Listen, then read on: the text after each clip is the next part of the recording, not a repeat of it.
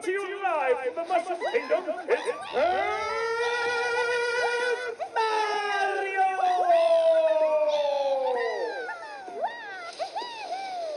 Hi, everybody. Why, hello, my adoring public.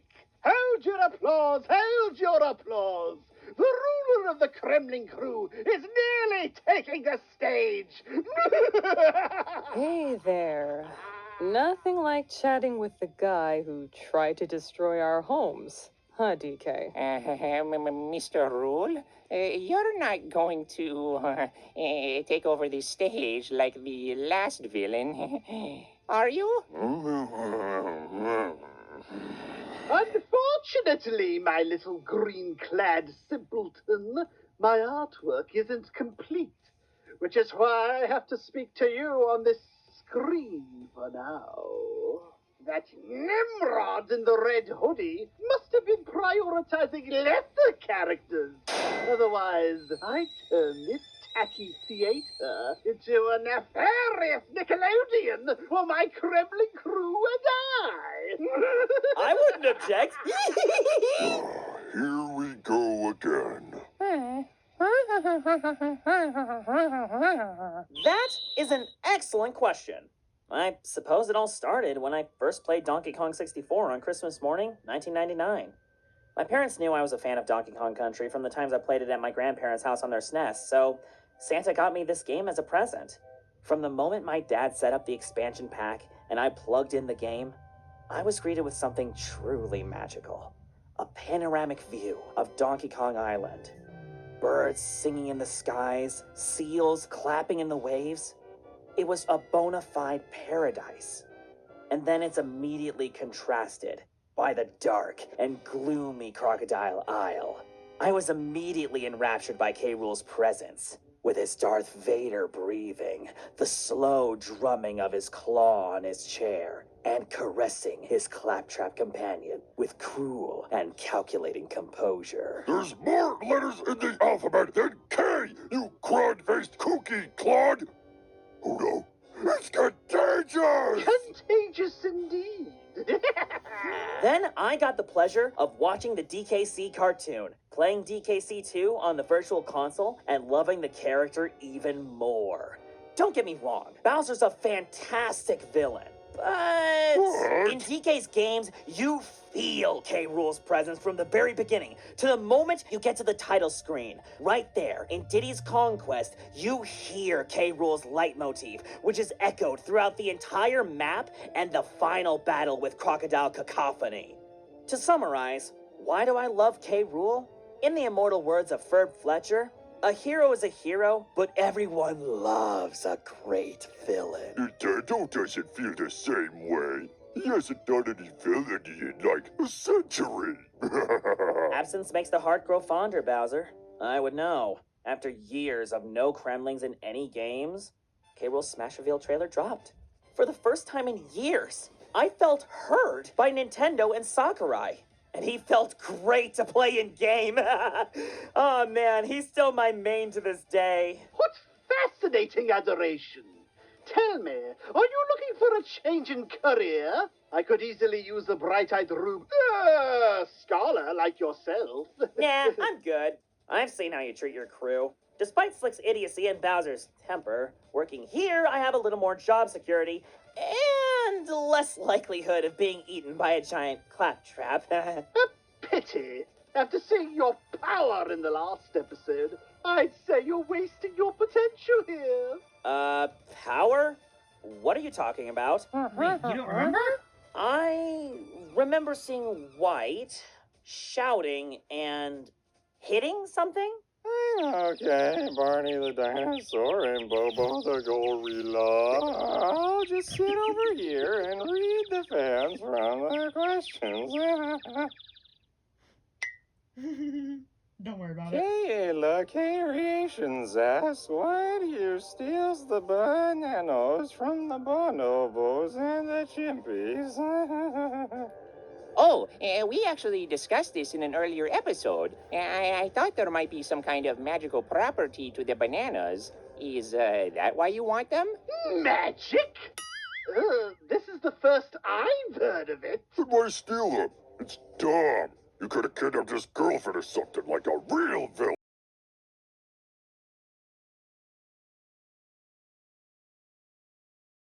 I'm more of a connoisseur for the finer things in life. Not anymore! I used to steal your bananas to try and starve you and feed my Kremlin crew. However, one day while I was in exile, I ate a rotten banana, and that, of course, changed my life. Oh. Any more to it than that? Well, for years now, despite my Kremlin crew eating those bananas, I, on the other hand, never saw the appeal. Appeal. Ooh. Hush, you mush-brained moron! Anyway, one day I was starving, and we had just run out of slug chips. Then I was lured in by the disgusting smell of discarded rotten banana on the floor. And, in desperation, You ate it? I ate it! Oh. Oh my god. The mold, the exquisite rot. It was I think vile. I lost my appetite. I couldn't get enough. What the heck is wrong with you? Many things, but unlike you, I'm self-aware and I embrace it. The heck is that supposed to mean? Oh,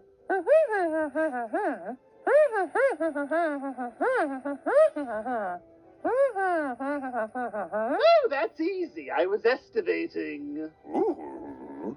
Ooh. Estivating, you butt-faced baboon! I slowed down my metabolism to a near standstill and survived off my fat reserves. Read a book! Go to a freaking zoo! Sheesh! You're You one could to have talk. slept into the next century, fatso. That's so, is it? I'd choose my last words more carefully if I were you.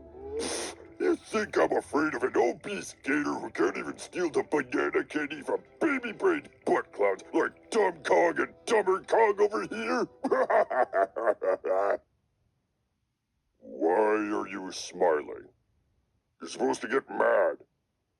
You're taking the fun out of it.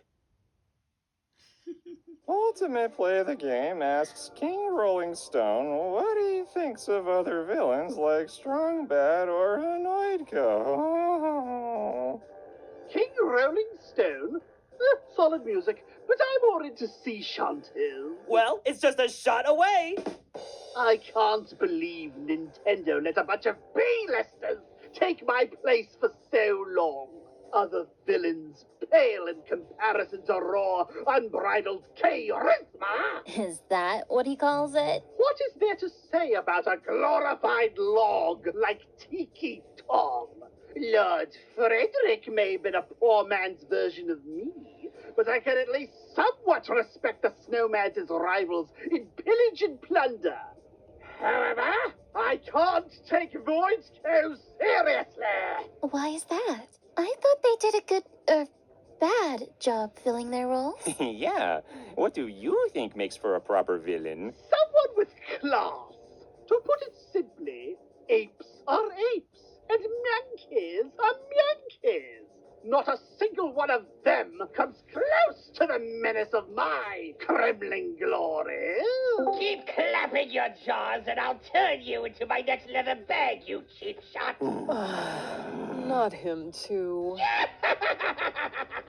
Oh, Pauline, just who I was looking for. I'm trying to get another startup going and... Act like a zinger and buzz off. This is a questionnaire, not a job fair. Oh, you're one to talk. Trying to recruit that pathetic pun putz for your crew. Once I've sold enough emeralds, I can afford to hire some new employees to help me teach you not to mess with Void. Oh, yes, a tiny loudmouth piloting a big rock that's as grounded as your stocks. Oh, look at me, I'm shaking in my little scales. I'll have my revenge, you conjunctivitis riddled crocodilian cretin. Ooh. It's Pink Eye, you dolt. Ladies, please. You're both pretty. Pretty pathetic. Then again, I guess I'd be pretty crabby too if I lost to some toads with the IQ of a rock. Oh, don't you dare act like you're above us, you farce of a king! Might I remind you that I've successfully kidnapped Donkey Kong not once, but twice? I've done that too with Mario and Greenie. You're not special. You reptiles are driving me nuts! I hope DK punches you harder than... Harder than I punched you? Had I not woken up from such a long nap, I could have sent you to the moon! Bang! Zoom! That's it! I've had enough of you! Just you wait! I'll be back, you clumsy crock! I will agree with him on this. I do hope Donkey Kong punches you again. K-U-P.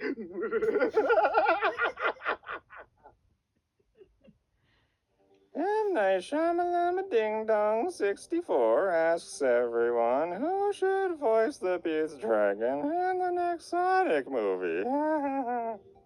Ooh, can we get Benedict Campbell to reprise his role? Well, I had a different Benedict in mind. Mr. Cumberbatch. No! Benedict Cumberbatch would be an excellent choice. When you consider his range with both the elegant and refined, like Sherlock Holmes, or a regal beast like Smaug. True.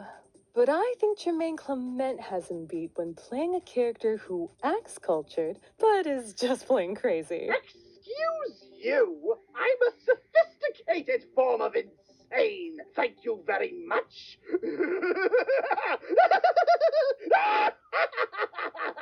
One might even call it insane-fisticated. How would a Donkey Kong movie play out? What would the story be?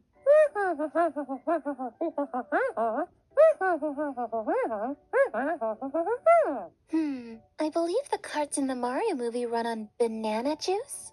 Having them stolen could threaten the Kong Kingdom's technology and infrastructure, thus starting a conflict. Maybe they could bring back the crystal coconut. Good and evil fighting over a magic MacGuffin would be sick. Maybe it could be like The Lion King. Have it be a coming-of-age story where Donkey Kong steps up as a true leader for the Kong Kingdom. No,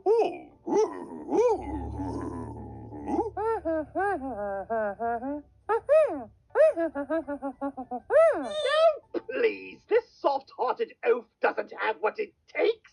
One must be cruel to rule. Hate to agree with the tool over here, but yeah, you gotta be ruthless to let him know who's in charge. Power comes from the consent of the governed, you tyrants. You wouldn't last a day in a New Donk City election. Is that a challenge? I could beat you in a landslide, a mudslide, or a slip and slide. Right, because anybody who tries to turn a city into mush and eat it should definitely sit in the mayor's office. Considering who people voted for where I'm from, that's not too hard to believe. Take us home, Your Highness. Thanks for, Who's he talking to? I meant K. Rool. Oh, him. Marvelous choice. Thank you all so much for watching my incredible debut on Ask Mario. Do leave a like, subscribe, and ring that bell so that you'll be notified for every new episode. Comment below so that any of these peons can answer whatever questions you have. Now then, I must get myself prepared for my on-stage debut. Whenever that happens, just you wait, you filthy monkey! When my artwork is complete and I can move with the best of them, well, there won't be much room for the rest of them. And by best of them, he means him. And by him, he means me. Not you, you dumb ape. I'm not one to condone violence, but I feel like singing to wrap things up. You gonna assault my ears? Thanks for the warning. I'll be sure to cover them. You might want to cover your face. Huh?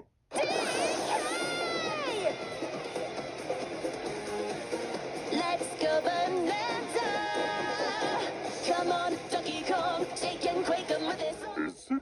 wait for a fake apology.